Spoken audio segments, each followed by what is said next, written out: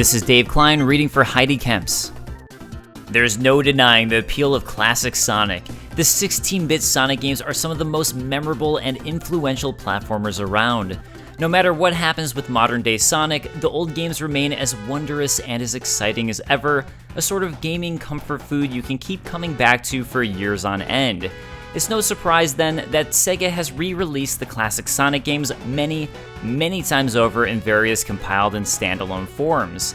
Sonic Origins is the latest such compilation, with its main selling point being that the games have been completely rebuilt by many of the staff behind the beloved Sonic Mania. And while the games remain as delightful as ever, the package as a whole feels a little disappointing. Sonic Origins contains 4, technically 5 since Sonic 3 and Sonic & Knuckles were sold separately, classic Sonic games from the 16-bit era, the original Sonic the Hedgehog, Sonic CD, Sonic 2, and the combined Sonic 3 and Knuckles. Rather than the emulation most re-releases utilize, each of the games have been rebuilt in a new engine to play almost exactly like their original versions, though with various quality of life improvements added. Sonic 1, for example, has a spin dash and fixes the infamous instant kill spike bug, while Sonic 2 adds a new level, the mythical Hidden Palace Zone, and Sonic 3 and Knuckles has touched up sprite animation for its cinematics and the supersonic transformation, and so on. In addition, characters who might not have been playable in the original releases also are made available, such as Tails in Sonic CD and Knuckles in Sonic 1. Knuckles still isn't in Sonic CD, likely because his playstyle really doesn't match the way that game's levels flow. Most of the original visuals and music remain intact, though some of Sonic 3's music, long theorized of the involvement of Michael Jackson by the way, has been changed, likely for legal reasons. All of the games have a new anniversary mode that increases the viewing area to 16:9 as opposed to the original 4:3 aspect ratio, and removes the lives counter. You can still die, of course, but you'll just respawn at the last checkpoint, making the threat of a looming game over moot. Coins can be collected within the games from power-up monitors, getting lots of rings, and clearing special stages. You can then spend these coins to unlock extras in Sonic Origins Museum or retry when you failed to get the Chaos Emerald in a special stage. It's a great feature for Sonic 1 and Sonic CD, where opportunities to enter and clear a special stage are quite limited, less so for Sonic 2 and Sonic 3 and Knuckles, where opportunities are more plentiful and you can then blaze through the rest of the game as Super Sonic. If you prefer the old-fashioned handling of lives and special stages, however, you can choose to play the games in classic mode instead, complete with the original 4:3 aspect ratio, while still keeping all of the various additions and touch-ups.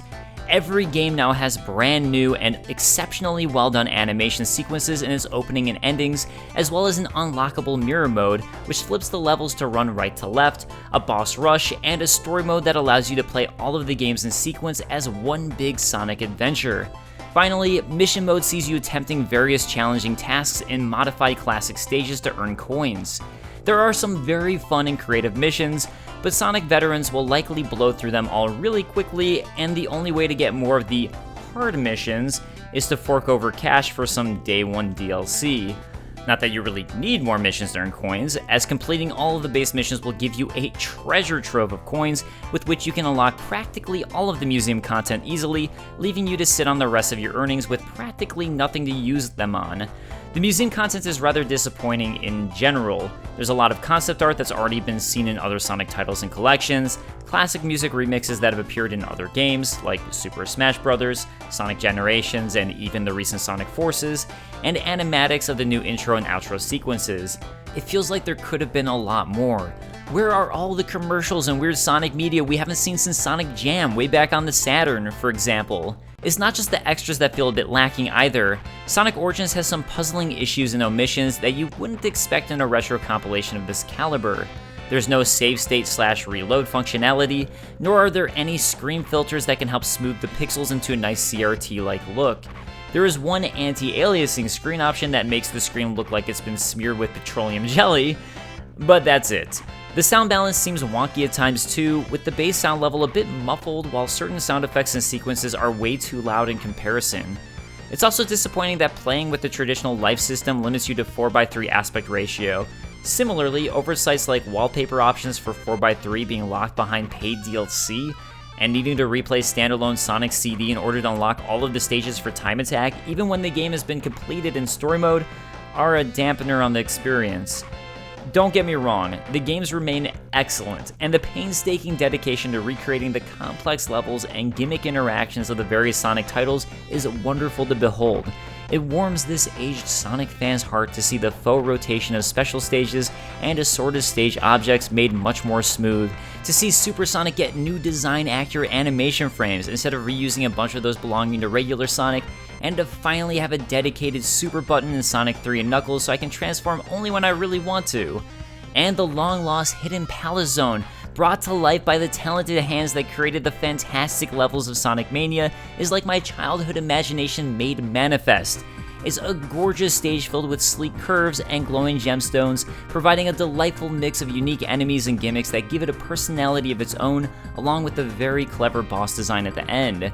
But even the recreations of the games themselves have some issues, with strange bugs that weren't present in the originals. Partner Tails in Sonic 2 has a bad habit of getting stuck in places and trying desperately to reach you for a very long time before his fly back to Sonic routine kicks in, leading to stages filled with the obnoxious background noise of constant jumping and spin dashing.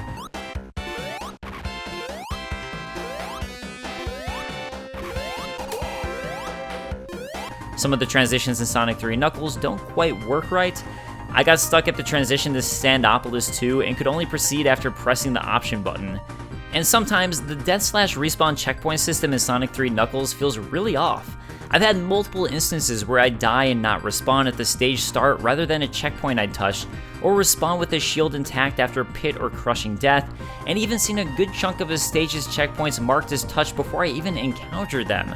In terms of DLC, for an additional cost, you can get a bunch of hard missions, some extra wallpapers for use in classic mode, additional music, and decorative extras and camera angles on the menu screens.